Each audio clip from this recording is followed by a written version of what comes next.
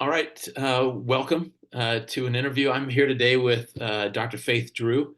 Faith Drew did her master's in marriage and family therapy at Abilene Christian University. And then I first met Faith when she got accepted to the doctoral program at Texas Tech University and graduated from there. Faith has got a long history in family therapy and as a couples therapist. One of the reasons I'm interested in interviewing Faith is she's aligned with the Gottman Institute and has been trained in the Gottman Method, which is not necessarily one of the couples therapy or family therapy kind of foundational theories or contemporary theories, but a lot of people are kind of adopting his method, and a lot of our students here at the University of Minnesota have been introduced to his work. Uh, most of them know about the Four Horsemen and things like that. Faith has also been trained in the discernment counseling model that was originated here at the University of Minnesota with Dr. Bill Doherty and myself. So I'm so glad to have you here today. Faith is practicing as a marriage and family therapist, specializing in couples therapy out of Carefree, Arizona. And Carefree, Arizona sounds like a wonderful place to be as I'm sitting here in February in Minnesota. So That's right. welcome, Faith. Glad to have you with us. Thank you so much. What a nice introduction. Yeah, it's 70 degrees here in Arizona at the end of February. You can't beat it. That's enough. Okay, we don't need any more of that. Well, tell us a little bit about how you came to be a couples therapist, and then how you made a decision to get more training in the Gottman method or the discernment counseling method. Yeah, it's so interesting because I really started out as an educator, like kindergarten teaching.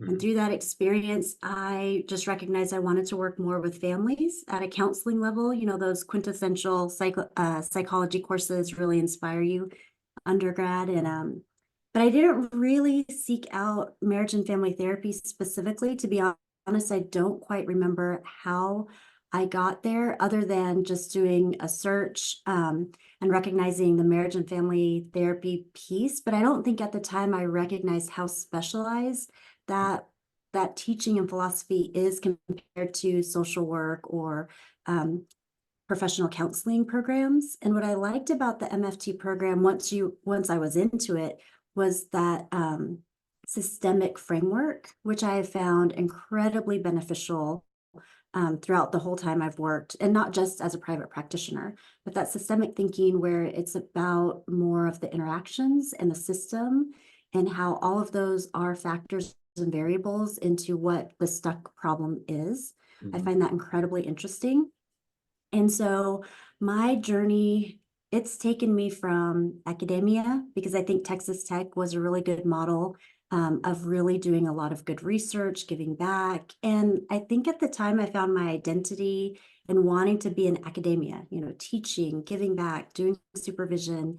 And I had a little taste of that, but what I found is it wasn't completely fulfilling Mhm. because I think just by my own nature, um, I think I just needed a different challenge. So I went into the corporate world and I started working for an employee assistance program, which is fantastic. Again, from that systemic thinking, Yeah. it really helped me see businesses and relationships and managers and the C-suite in a way that was really helpful. So again, using that systemic model, but placing it into a different setting, and it was just as valuable.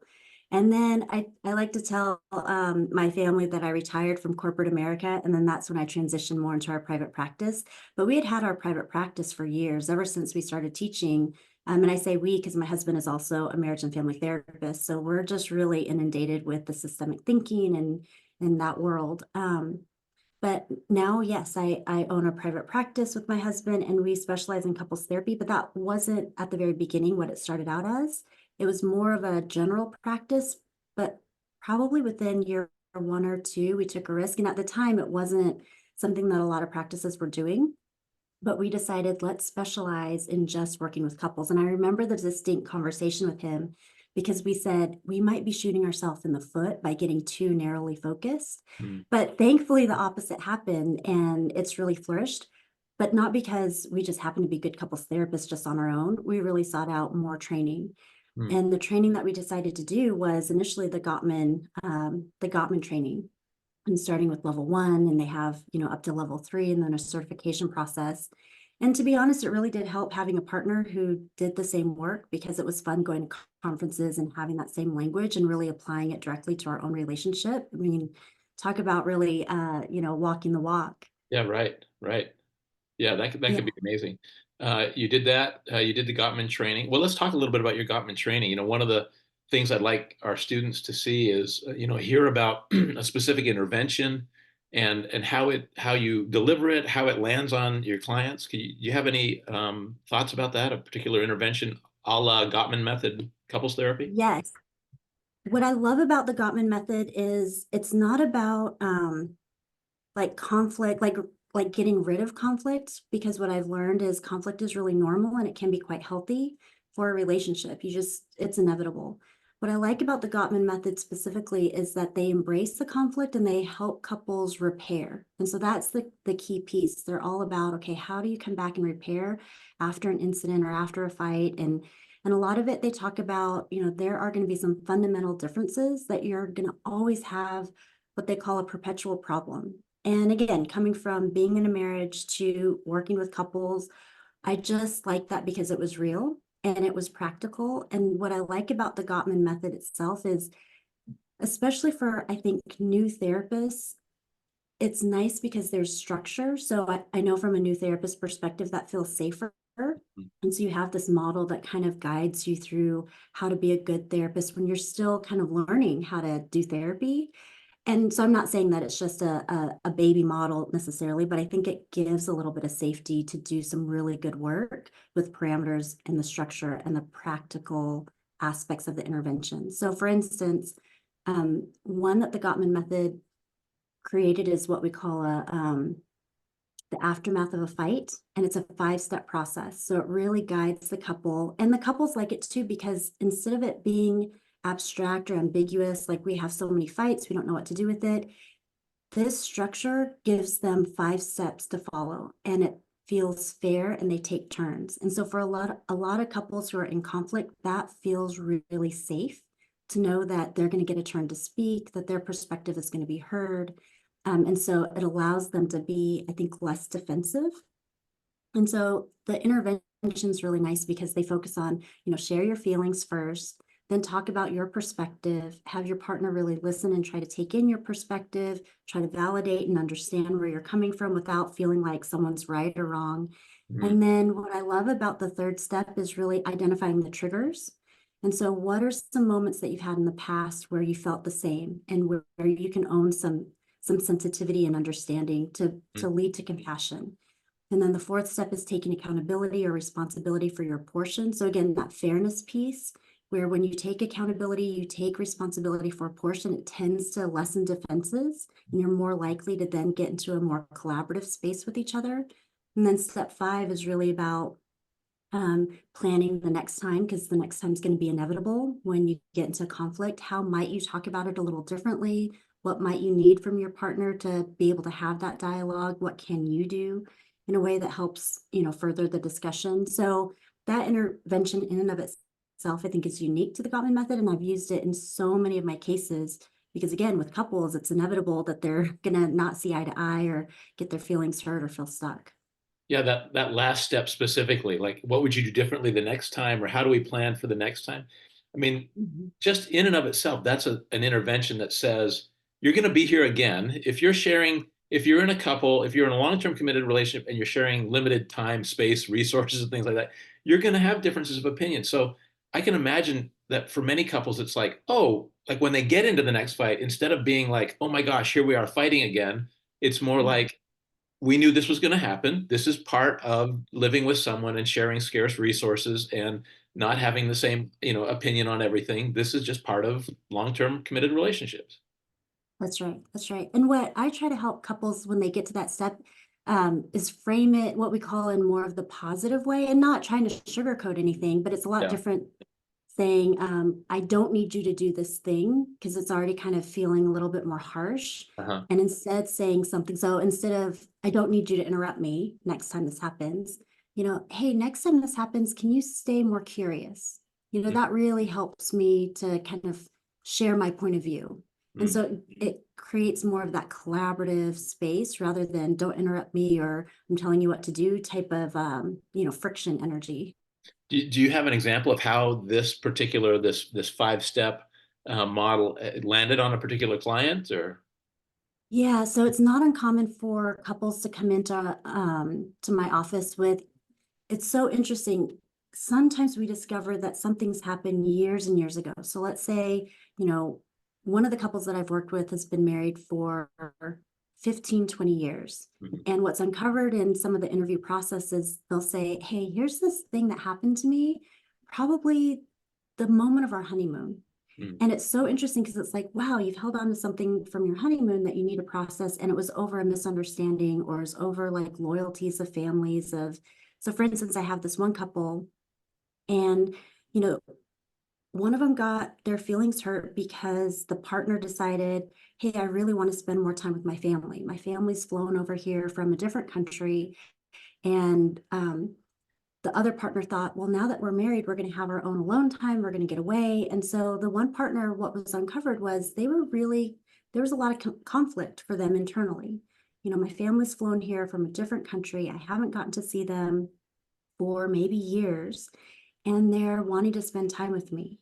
And I really want to show them how much, it means that they showed up to our wedding to support us.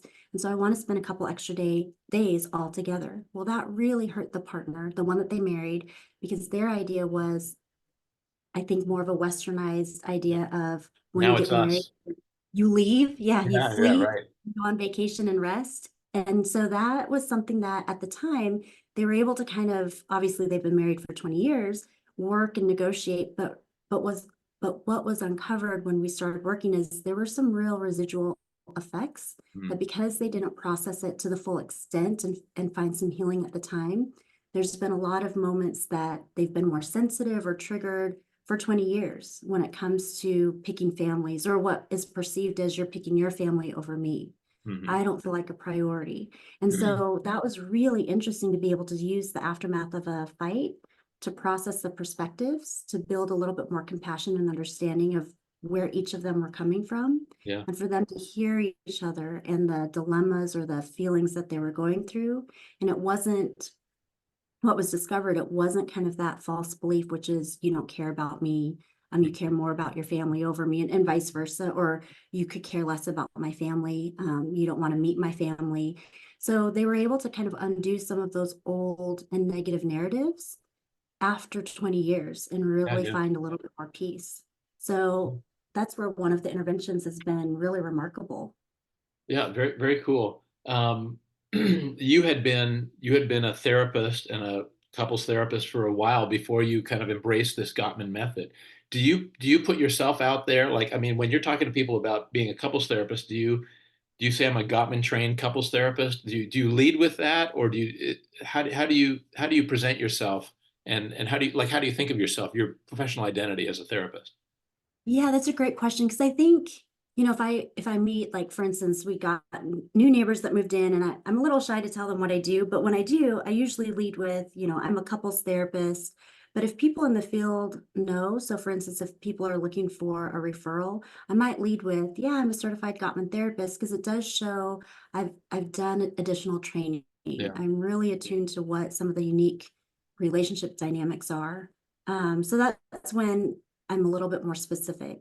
I yeah, think there's a lot of really wonderful models out there besides the Gottman method, that should any therapist want to become more specialized, there's a lot more methods and I think evidence-based modalities that I would encourage anyone to continue that learning mindset. Because I still love going to trainings and learning more. And there's a lot more that's coming out that, back in the Texas Tech days, wasn't a thing. they weren't even around. Yeah, exactly. Yeah. Um, I often tell people like you're not going to get everything from your master's program, right? And you're not don't even though that's the terminal degree, you're not going to get all the training that you'll ever need from that. Do you see any now speaking more broadly as a couples therapist? Do you have any? Are there any contextual challenges you face in practicing as a couples therapist? Are there any contextual factors? Yeah, maybe like a specific clientele. Are there, like, do you feel like this couples therapy stuff is for every person, regardless of cultural context? Or do you have thoughts about that? It's really interesting. I do think, and probably anybody in any kind of niche field is going to say their work is the hardest. I really think couples work is probably one of the most difficult types of therapy you can do because you have two people in the same room that might have different agendas. So I think for the couples therapists that are really skilled, they have to have the ability to align with both partners, being able to see different multiple perspectives, um, really take time to understand context Mm, and family of origin stuff. I think that always plays out in the room. Um, I think what makes it more difficult is not understanding the systemic nature of relationships and how when one person does one thing, it affects the other, and it's not just because one person's bad. yeah, So I think some of those variables are important. I think some of the other challenges, and I don't know if this is the direction that you're going, but even since I've been specializing in couples therapy, there's been a lot of change, probably even within the last 5 years. So neurodiverse couples therapy has now become something that I don't think was really a thing back 20 years ago. But what we're noticing is a lot of couples are starting to really accept their differences in the way that they process information and how that plays out in a relationship. yeah, So there's a lot of nuances or new things to learn at any given time. That with polyamory as well and ethical non-monogamy, that wasn't something that we really learned to navigate even in grad school. And so it's something that I've needed to figure out, okay, what do these models believe? And even the research wasn't there, and these weren't couples that they were yeah, looking at in their research. And what are some of the cutting edge research that's coming out now? And so constantly, I think having that learner's mindset and just engaging in these things is really important to just stay on top of new issues and new relationship dynamics that real people are facing. And so wanting to make sure that you speak their language or they feel comfortable coming into your office and all of that stuff. So not just staying stagnant based off of, well, this is the year I graduated and this is what was taught to me then. right. Because otherwise it just won't work. Yeah. Well, Faith Drew, thank you so much for being with us today. I appreciate the story that you've shared and a little bit of your journey. So thank you so much. Yeah, thanks so much for asking the great questions. All right. Thanks, Faith. Take care. Okay.